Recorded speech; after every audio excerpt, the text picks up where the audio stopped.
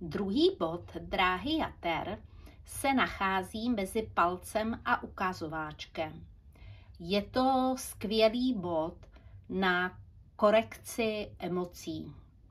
Je výborné ten bod masírovat nebo pomačkávat, když vás někdo naštve, když vás bolí hlava, když cítíte takový ten nepříjemný tlak a zatuhnutí šíje, tak tento bod uvolňuje horkost, uvolňuje emoce a pokud si ho budete masírovat, tak se budete cítit mnohem lépe. Je též skvělý, když vás například pálí oči. Já osobně, protože jsem bývávala velmi vznětlivá, tak každý večer, vždycky po sprchování, když se mažu, tak si souběžně promasírovávám oba body, tedy bod dráhy jater druhý a třetí. Oni jsou vlastně kousíček od sebe.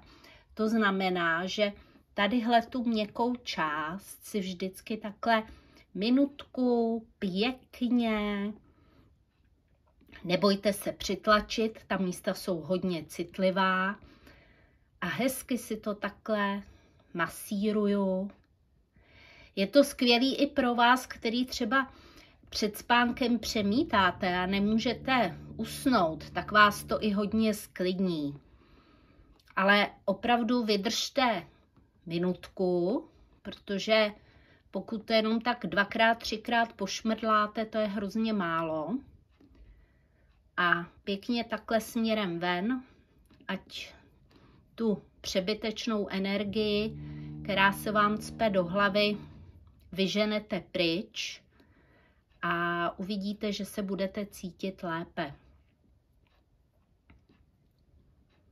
Tak, až mi to hezky zčervená.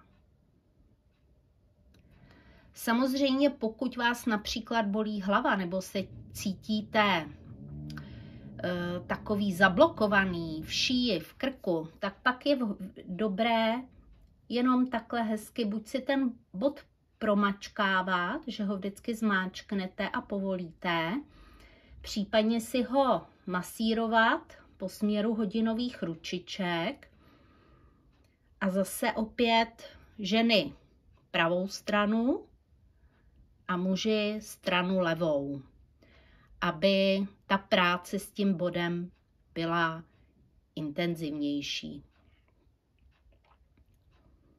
I když vás někdo naštve nebo rozčílí, my bychom sice neměli podléhat těm emocím, protože nám to velmi škodí a hodně nám to prohřívá potom organismus, ale vlastně pokud se toto stane, tak si hezky ten bod uvolněte, ať ty škodlivé emoce jdou z toho vašeho těla pryč a neobtěžují potom srdíčko.